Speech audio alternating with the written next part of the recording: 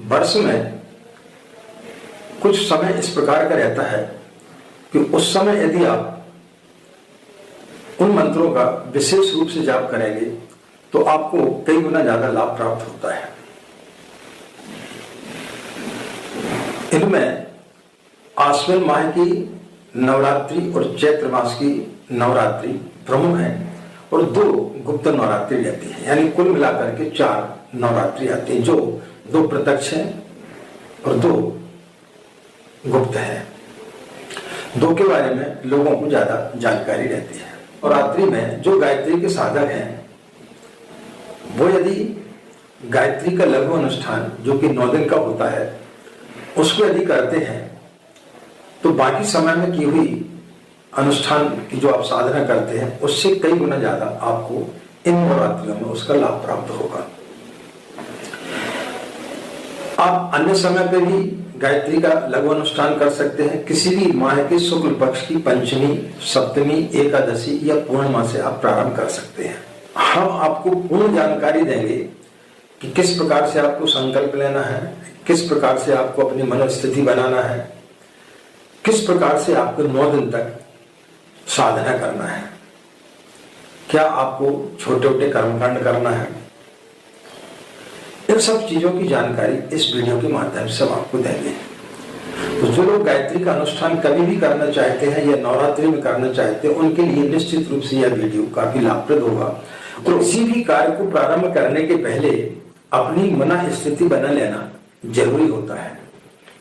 जिस प्रकार से कि आपको यदि कहीं बाहर जाना है तो पहले आप सर्वप्रथम टिकट कटाते हैं, अपना रिजर्वेशन कराते हैं, अपनी सीट को जो है आप सुरक्षित करा लेते हैं। उसके पश्चात में फिर आप विचार बनाते हैं कि हम अमुक शहर में जा रहे हैं तो हम कितने दिन रहेंगे, कितने दिन हमको घूमना है, कहाँ कहाँ घूमना है, इस पूरी प्लानिंग आप तैयार करते हैं और उसी आधार पर आप अपने पहनने ओढ़ने के कपड़े इत्यादि ले जाते हैं। इसी प्रकार से जब हम किसी मंत्र का जाप करते हैं तो जैसे 9 दिन का आपको जाप करना है तो सबसे पहले अपनी मानसिक स्थिति को आप तैयार करें। जब तक आपकी मानसिक स्थिति तैयार नहीं होगी तब तक आप किसी भी कार्य में सफल नहीं हो पाएंगे। अचानक यदि आपने प्लान बना लिया कि हमें जबलपुर जाना है तो फिर आपको टिकट भी नहीं मिलेगी, आपका रिजर्वेशन भी नहीं होगा, तो जो सुविधा आप चाह रहे थे वो सुविधा आपको नहीं मिल पाएगी। इसी प्रकार से जब हम साधना करते हैं, यदि हमारी साधना के पहले हमने यदि अपनी मन स्थिति को क्लियर नहीं किया, मन स्थिति को स्पष्ट नहीं किया, तो फिर आप साधना में सफल नहीं हो पाएंगे। तो सबसे पहले अपनी मन स्थिति को स्पष्ट करें कि आपको 9 दिन में गायत्री की साधना किस प्रकार से करना है, क्या आप कर पाएंगे। इसके पहले जब आप गायत्री मंत्र का जाप करते, 3 माला का जाप करते हैं या 9 माला का जाप करते हैं, 11 माला का जाप करते हैं, तो उसमें आपको समय कितना लगता है। जो नए लोग रहते हैं उनको वो हमें फोन करते कि आचार्य जी हमें 1 घंटा 1 माला में जाप करने में लग जाता है। इतना समय नहीं लगना चाहिए, 5 से 7 मिनट ज्यादा से ज्यादा 1 माला में गायत्री मंत्र के जाप में आपको लगना चाहिए। लोग क्या काम करते हैं, बहुत धीरे धीरे धीरे धीरे बोलते हैं कि कहीं कोई त्रुटि ना हो जाए, और यदि त्रुटि हो गई है तो हमें किसी प्रकार का कोई पाप न लग जाए। आप भगवान के पास बैठे, पाप पुण्य की आप फिक्र ना करें। भगवान कहीं कोई जो है दंड देने के लिए नहीं बैठा है। आप अपने परिजन के पास बैठते हैं तो कैसे कपड़े पहन के बैठे, क्या बैठे, इससे कोई मायने नहीं रखता। आप उनके समीप तो बैठे, आप उनकी सेवा तो कर रहे हैं, यह विशेष तरीके से मायने रखता है। तो सर्वप्रथम अपनी मानसिकता को पूर्ण रूप से तैयार करें और ये देख लें कि आपके घर में किसी शिशु का जन्म तो नहीं होने वाला इस समय में, या आप कहीं बाहर टूर इत्यादि पे तो नहीं जाने वाले हैं, या आपके घर में कोई व्यक्ति ऐसा बीमार तो नहीं है जिसकी संभावना है कि शायद वो इस दुनिया में ना रहे। तो ऐसी स्थिति में फिर आपको ये विचार त्याग देना चाहिए।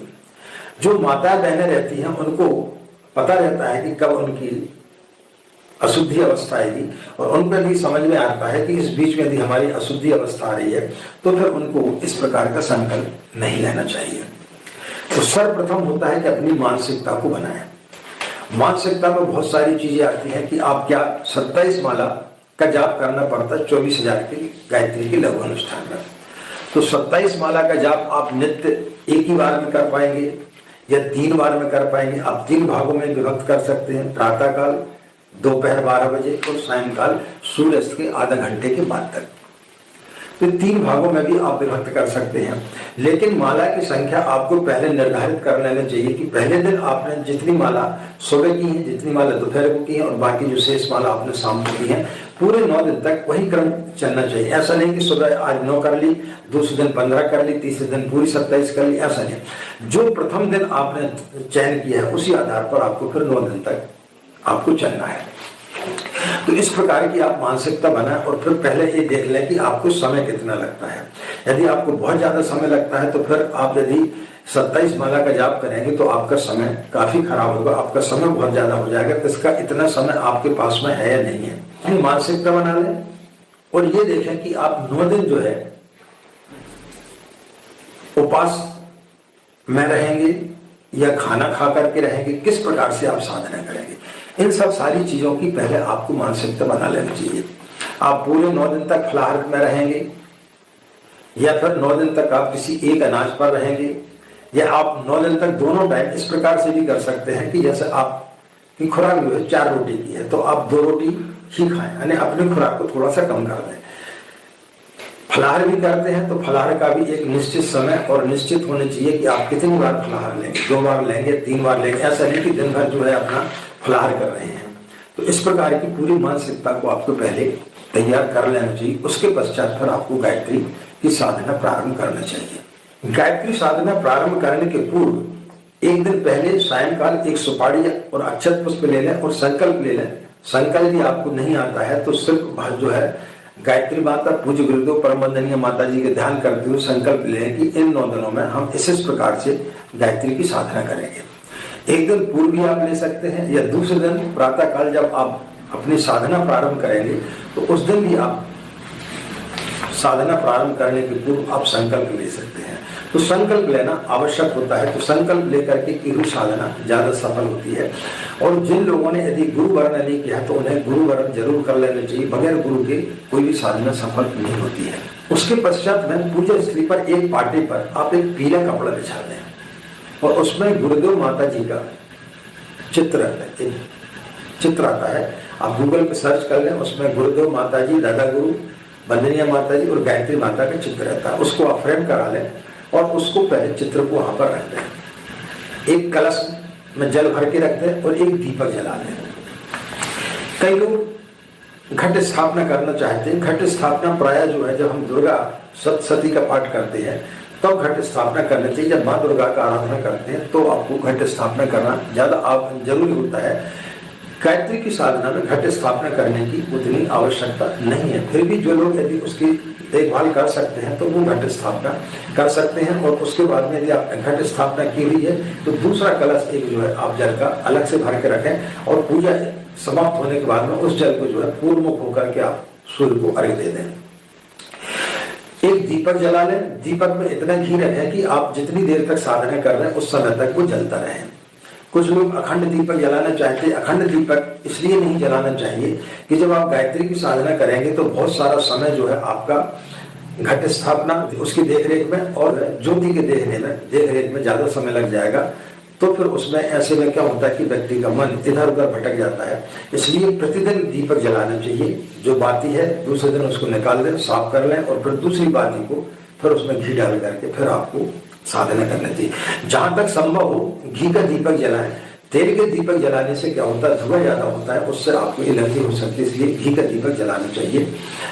रुद्राक्ष की माला से जाप ना करें। तुलसी या सफेद चंदन की माला से आप गायत्री मंत्र का जाप करें। तो पाटे पर एक पीला कपड़ा रख लें, उसमें एक कलश रख लें, दीपक जला दें, गुरुदेव माता जी का चित्र रख लें और सामने जो है पहले दिन 9 पान के पत्ते ले लें और छोटी छोटी पीले चावल की आप ढेरी बना दें, उनके ऊपर वो पान के पत्तों को रख दें। उसमें एक सुपारी और एक हल्दी की गांठ रख दें। कुछ उसमें ड्राई फ्रूट इत्यादि भी रख सकते हैं, कुछ उसमें फूल चढ़ा दें। वो नवग्रह के लिए रहता है तो नवग्रह की आप उसमें पूजन कर सकते हैं। सात मोचन की आवश्यकता नहीं होती है। सात मोचन की कुछ ग्रंथों में इस प्रकार का लिखा गया है कि बगैर श्राप मोचन मंत्र के जो है गायत्री मंत्र फलित नहीं होता है, लेकिन श्राप मोचन मंत्र जो है आप यदि कोई पुरस्कार कर रहे हैं या कोई तांत्रिक साधना कर रहे हैं उसके लिए जरूरी होता है। लेकिन ये जो है आपकी दक्षिण मार्गी साधना रहती है, इसमें किसी प्रकार के कोई भी श्राप मोचन आदि की आवश्यकता नहीं होती है। तो इस प्रकार से तैयार करके पूजा स्त्री आपकी एकदम से साफ सुथरी होनी चाहिए और पूर्व मुख होकर के आपको पीले वस्त्र पहन करके, कोरे वस्त्र पहन करके बैठना चाहिए। इसके पश्चात आपको सटकर्म करना चाहिए। सटकर्म में आपको क्या करना है, पहले आप अपना पवित्रीकरण करें, उसमें बाएं हाथ में जल ले लें, दाएं हाथ से ढकें, और जिनको मंत्र आता है तो ठीक है, और नहीं आता तो आप भावना करें इन मंत्रों के द्वारा हमारा जो शरीर है वो पवित्र हो रहा है। आप भले गायत्री मंत्र बोलते हुए आप कर सकते हो, शेष जल को अपने ऊपर अभिसिंचित कर लें। इसके बाद में 3 बार आप आचमन कर लें, दाएं हाथ में 1-1 चम्मच जल लेते जाएं, पिए उसको, और इसके पश्चात में 1 चम्मच जल से हाथ को साफ कर लें। तो ये आचमन करें मन वचन कर्म से पवित्र होने के लिए। इसके पश्चात बाएं हाथ में जल ले लें, दाएं हाथ की 5 उंगली इसमें डुबा कर रखें और शिखा के स्थान पर, चोटी के स्थान पर उसको स्पर्श कर लें। इसके पश्चात में 4 या 5 बार आप जो है प्राणायाम कर लें, सांस को रोकें छोड़ें, रोकें छोड़ें। उसके पश्चात में न्यास की क्रिया कर लें, बाएं हाथ में जल लें, दाएं हाथ की 5 उंगली इसमें डुबा करके रखें, दाएं से बाएं को मुख को स्पर्श करें, नाक को स्पर्श करें, दोनों आंखों को स्पर्श करें, कानों को स्पर्श करें। उसके पश्चात दोनों बाहों को स्पर्श करें। इसके बाद दोनों जंघों को स्पर्श करके शेष जल को अपने ऊपर अभिसिंचित कर लेना चाहिए। इसके पश्चात में पृथ्वी माता की पूजन करें। पृथ्वी माता की पूजन के लिए जो है एक प्लेट रख लें, उसमें जो है थोड़े से अक्षत पुष्प और कुछ जो है चंदन इत्यादि लगा दें और पृथ्वी माता को प्रणाम कर लें। इसके पश्चात में कलश का पूजन करें, अक्षत पुष्प छोड़ दें, चंदन इत्यादि लगा लें। उसके पश्चात में दीपक का पूजन करें, चंदन इत्यादि लगा लें। और यदि आपको मंत्र आते तो मंत्रों के द्वारा करें, मंत्र नहीं आते तो गायत्री मंत्र बोलते हुए आप इस प्रकार के कर्मकांड कर सकते हैं। उसके पश्चात में आवाहन कर लें। आवाहन में गुरुदेव गायत्री माता का आवाहन करें, गौरी गणेश का आवाहन करें, नवग्रह का आवाहन करें, और भी यदि आपको मंत्र आते तो उनका आवाहन करके या फिर सिद्धि बुद्धि सहायता श्रीमन महागणाधिपति नमः, लक्ष्मी नारायणाभ्य नमः, ओम उमा महेश्वराभ्य नमः, इसको बोल करके आप जो है कर लें और उनका पंचोपचार पूजन कर दें। जो गुरुदेव माता जी के जो चित्र रखा होगा उसको गीले कपड़े से साफ करके उसमें चंदन इत्यादि प्रतिदिन आपको लगाना चाहिए। प्रतिदिन उसको साफ करें और उसमें चंदन इत्यादि लगा दें। उसके पश्चात में गोमुख में जो है आपको गोमुख कले में डाल करके और फिर आपको गायत्री मंत्र का जाप करना चाहिए। ये ध्यान रखें कि इसके ऊपर आपकी माला होनी चाहिए और कनिष्ठिका और तर्जनी 2 उंगलियों का उसमें स्पर्श नहीं होना चाहिए। अनामिका, मध्यमा और अंगूठे के सहारे आपको जो है गायत्री मंत्र जपना चाहिए। एक मंत्र पूर्ण होने के बाद में एक मन का आपको सहकाना चाहिए। इस प्रकार से आपको गायत्री मंत्र का जाप करना चाहिए। जब आपकी पूरी 27 माला या जो आपने निर्धारित की है कि सुबह आपको कितनी करना, दोपहर को कितनी करना, शाम को कितनी करना, उतनी माला करने के पश्चात में आप क्षमा प्रार्थना कर लें कि मंत्र जाप करते समय किसी प्रकार की कोई भी त्रुटि हो गई हो, आपके पूजा में किसी प्रकार की कोई भी त्रुटि हो गई हो, कर्म कांड में किसी भी कोई प्रकार की कोई भी त्रुटि हो गई हो तो उसको आप क्षमा करें।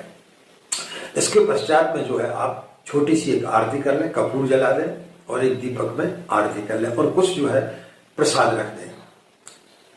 उसके पश्चात में जो है आप विसर्जन कर दें। विसर्जन करने के पश्चात में अपनी आसन है जिस पर आप बैठे, कुश या उसूल की आसन आपको लेना चाहिए, उस पर एक छोटा सा 1 चम्मच जल उसके नीचे आप डाल दें और फिर उसके बाद उस जल को ले जा करके पूरे कमरों में उसका अभिसिंचन कर दें और उसके पश्चात में उसको जल को ले जा करके किसी गमले में या तुलसी के झाड़ में पूर्व की तरफ मुंह करके जो है उसको सूर्य को आप अर्घ दे दें। तो इस प्रकार से आपको जाप करना चाहिए। तो 27 माला प्रतिदिन आपको जाप करना है गायत्री अनुष्ठान में, जो कि आप लघु अनुष्ठान करते 24,000 का, उसमें आपको प्रतिदिन 27 माला का आपको जाप करना है। आप चाहें तो प्रतिदिन हवन कर सकते हैं। एक छोटा सा आप जो है मिट्टी का पात्र ले लें, उसमें आप कंडे, उपले या थोड़ी सी लकड़ी डाल करके 24 गायत्री मंत्र की आहुतियां आप चाहे तो नित्य दे सकते हैं या आखिरी दिन जो है आपको 108 मंत्रों की आहुति आपको देनी चाहिए आपके परिवार के लोगों को बिठा करके, और फिर आपको हवन करना आवश्यक होता है। उसके बाद आपको हवन करना चाहिए।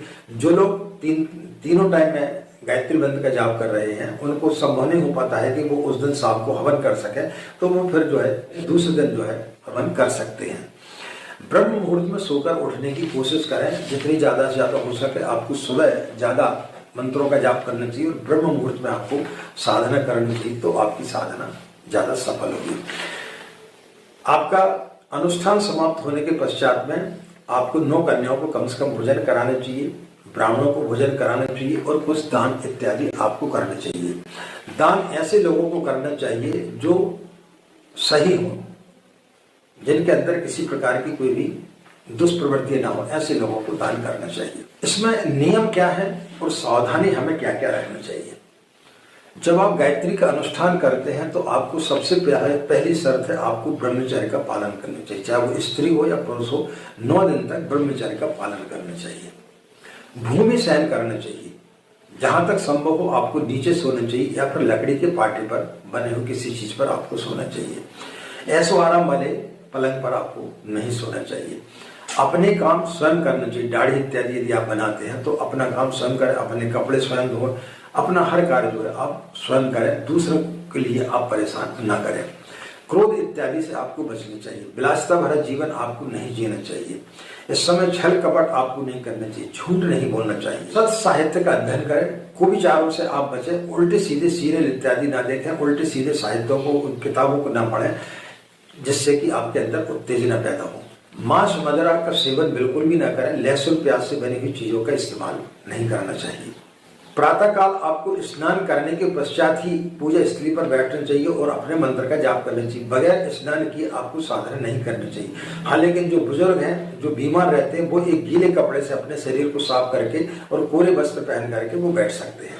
लेकिन जो युवा है, जिनके पास में शक्ति है, वो बगैर नहाए पूजा स्थली पर ना बैठे।